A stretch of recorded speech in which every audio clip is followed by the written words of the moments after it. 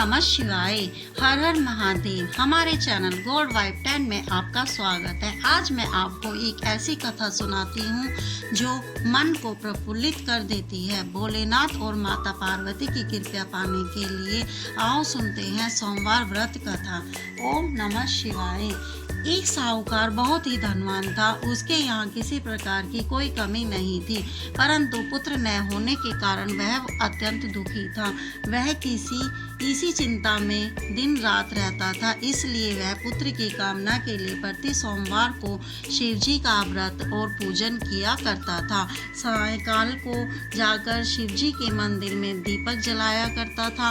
उसके इस भक्ति भाव को देखकर एक समय श्री पार्वती जी ने शिव जी महाराज से कहा, हे महाराज, यह साहूकार आपका अत्यंत भक्त है और सदैव आपका व्रत और पूजन बड़ी श्रद्धा से करता है। अतः इसकी मनोकामना पूर्ण करने के लिए शिव जी ने कहा कि हे पार्वती, यह संसार कर्म क्षेत्र है। जैसा किसान खेत में बीज बोता है वैसा ही फल काटता है, उसी तरह इस संसार में जो जैसा कर्म करता है वैसा ही फल भोगता है। पार्वती ने अत्यंत आग्रह से कहा, हे महाराज, अब यह आपका ऐसा भक्त है और यदि किसी प्रकार का दुख है तो उसका अवश्य दूर करना चाहिए। इसलिए आप तो सदैव अपने भक्तों पर दयालु हैं, उनके दुखों को दूर करते हैं। यदि आप ऐसा नहीं करेंगे तो मनुष्य क्यों आपकी सेवा व्रत और पूजन करेगा। पार्वती जी का ऐसा आग्रह देख शिवजी महाराज प्रसन्न होकर कहने लगे कि हे पार्वती, इसके कोई पुत्र नहीं है। इसी पुत्र चिंता से यह अति दुखी रहता है। इसके भाग्य में पुत्र न होने पर भी मैं इसको पुत्र प्राप्ति का वर देता हूँ, परंतु वह पुत्र केवल 12 वर्ष तक ही जीवित रहेगा। इसके पश्चात वह मृत्यु को प्राप्त हो जाएगा। इससे अधिक मैं और कुछ इसके लिए नहीं कर सकता। ओम नमः शिवाय। यह सब साहूकार सुन रहा था।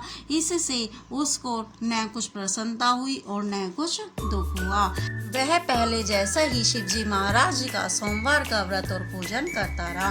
कुछ साल व्यतीत हो जाने पर साहूकार की स्त्री गर्भवती हुई और 10वें महीने में उसके गर्भ से अति सुंदर पुत्र की प्राप्ति हुई। साहूकार के घर में बहुत खुशी मनाई गई, परंतु साहूकार ने उसकी केवल 12 वर्ष की आयु जान कोई अधिक प्रसन्नता प्रकट नहीं की और न ही किसी को भेद बताया। वह पुत्र 11 वर्ष का हो गया। उस बालक की माता ने उसके पिता से उसके विवाह के लिए कहा, परंतु वह साहूकार कहने लगा, मैं अभी इसका विवाह नहीं करूंगा और काशी जी पढ़ने के लिए भेजूंगा। फिर वह साहूकार अपने साले अर्थात बालक के मामा को बुलाकर उसको बहुत सा धन देकर कहा, तुम इस बालक को काशी जी पढ़ने के लिए ले जाओ और रास्ते में जिस भी स्थान पर जाओ यज्ञ करते और दान देते तथा ब्राह्मणों को भोजन कराते जाओ। इस प्रकार वह दोनों मामा भांजे सब जगह यज्ञ करते और ब्राह्मणों को भोजन कराते जा रहे थे। रास्ते में उनको एक शहर दिखाई पड़ा।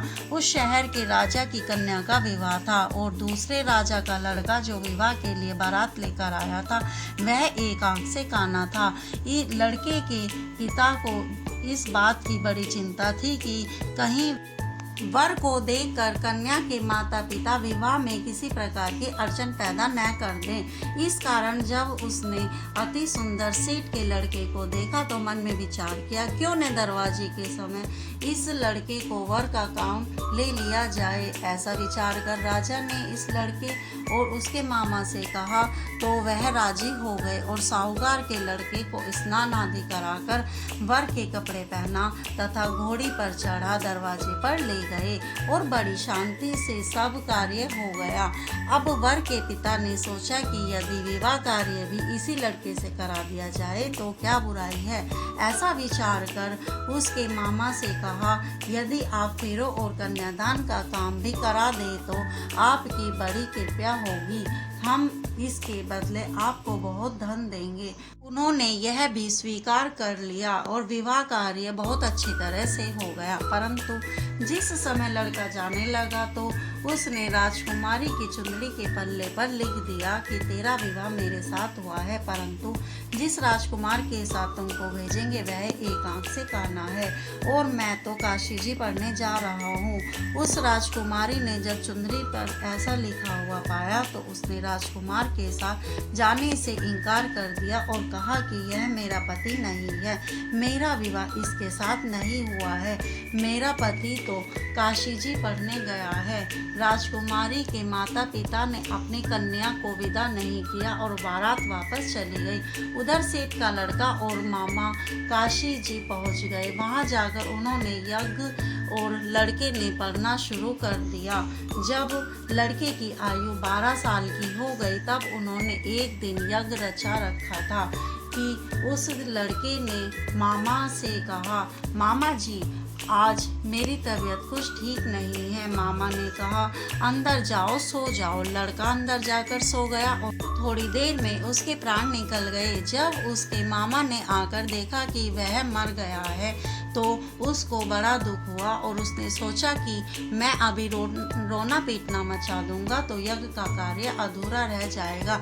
अतः उसने जल्दी से यज्ञ का कार्य समाप्त कर ब्राह्मणों के घर जाने के बाद रोना पीटना आरंभ कर दिया। संयोगवश उस समय शिव जी महाराज और पार्वती जी उधर से जा रहे थे।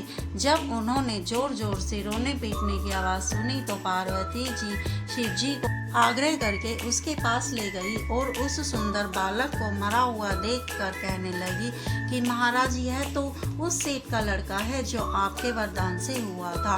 शिव जी ने कहा, हे पार्वती इसकी इतनी ही आयु थी तो यह भोग चुका। पार्वती जी ने कहा, महाराज कृपया करके इस बालक को और आयु दो, नहीं तो इसके माता पिता तड़प तड़प कर मर जाएंगे। पार्वती के इस प्रकार आग्रह करने से शिव जी ने उसको जीवन वरदान दिया और लड़का जीवित हो गया। शिव पार्वती जी कैलाश चले गए। तब वह लड़का और उसका मामा उसी प्रकार यज्ञ करते हुए घर की ओर चल पड़े। रास्ते में उसी शहर में आए जहां उसका विवाह हुआ था। वहां पर जाकर उन्होंने यज्ञ आरंभ कर दिया। उस लड़के के ससुर ने उसको पहचान लिया और महल में ले जाकर बड़ी खातिर के साथ बहुत सारा धन देकर दास दासियों सहित आदर से सत्कार कर अपनी लड़की और जमाई को विदा किया। इस प्रकार जो कोई सोमवार का व्रत धारण करता है अथवा सुनता है पढ़ता है उसके दुख दूर होकर उसकी समस्त मनोकामनाएं पूर्ण हो जाती हैं। इस संसार में नाना प्रकार के दुख भोग कर अतः शिव लोक को प्राप्त होता है। अगर वीडियो आपको अच्छी लगी हो तो वीडियो को लाइक करें, शेयर करें, सब्सक्राइब करें और हर हर महादेव।